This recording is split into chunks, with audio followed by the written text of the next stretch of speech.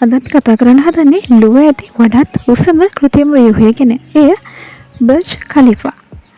ඛලීෆා tower යනුවෙන්ද හඳුන්වනවා. මෙය පිහිටා ඇත්තේ එක්සත් අරාබි එමිරාජ්‍යයේ ඩුබායි නගරයේ.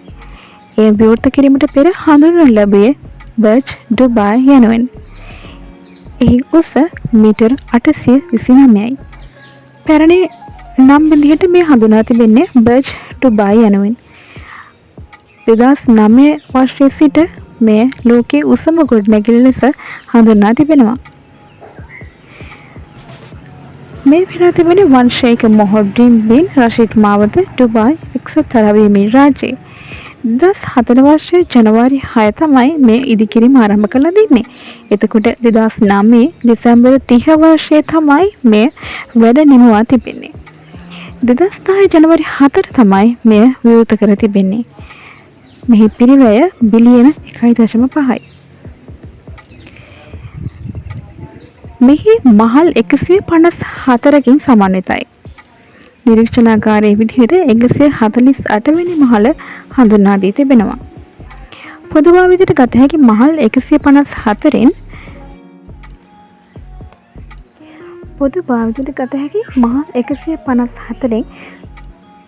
නඩතු මහල් 9ක්, කොත් මහල් 46ක් සහ භූගත වාහන නැවතුම් මහල් 2ක් සමන්විතයි.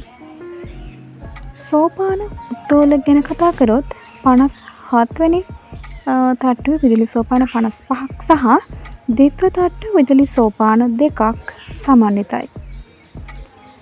මේ බර්ජ් ඛලීෆා ගොඩනැගිල්ල ඉදිකිරීම ආරම්භ කරපු 2004 වර්ෂයේදී කියලා කියවනේ. එහි බාහිර කොටස 2009 වන විට ඉදිකර අවසන් කළා තියෙනවා. මේ නිර්මාණය කර ඇති මහා පරිමාණ මිශ්‍ර වාර්තා සංවර්ධනයේ කේන්ද්‍රස්ථානයේ විදිහට බර්ජ් ඛලීෆා ගොඩනැගිල්ල ඉදිකිරීමට එක්සත් අරාබි එමිරාජ්‍ය රජය තීරණය කර ඇත්තේ එරට ඛනිජ තෙල් මූලික කරගත් ආර්ථිකයෙන් වෙනස් වී රටට ජාත්‍යන්තර පිළිගැනීමක් ලබා ගැනීමට.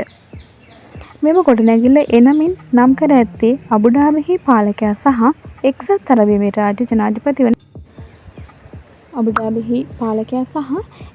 අරාබි එමිරාජ්‍ය ජනාධිපති වන ඛලීෆා බින් සයද් අල් නහ්යාන්ට ගෞරව පිණිසය. මෙම ගොඩනැගිල්ල ඉදිකිරීමේදී ගනු ලැබූ ණය පිරීම සඳහා එක්සත් අරාබි එමිරාජය සහ අබුඩාබි නගරය විසින් ඩුබායි නගරයට මුදල් ලබා දෙනු ලදී.